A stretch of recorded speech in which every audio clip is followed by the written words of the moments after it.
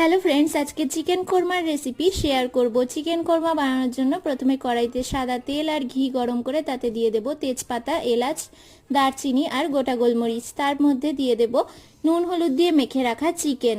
এখন চিকেনটা একটু নাড়াচাড়া করার পর এর মধ্যে দিয়ে দেব আদা রসুন বাটা আর দিয়ে দেব লঙ্কার গুঁড়ো, ধনের গুঁড়ো, গরম মশলার গুঁড়ো আর নুন।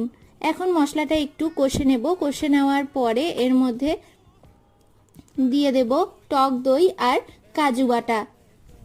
তারপরে চিকেনটাকে ভালো করে কিছুক্ষণ সময় নিয়ে কষিয়ে নেব। কষার মাঝে দিয়ে দেব দুটো চেরা কাঁচা লঙ্কা। তারপরে এর মধ্যে দিয়ে দেব পেঁয়াজ বেরেস্তা। এখন এটাকে আরও এক দুবার নাড়াচাড়া করে এর মধ্যে দিয়ে দেব দুধ। এই রান্নাটা দুধেই হবে, তাই আর জল দেব না।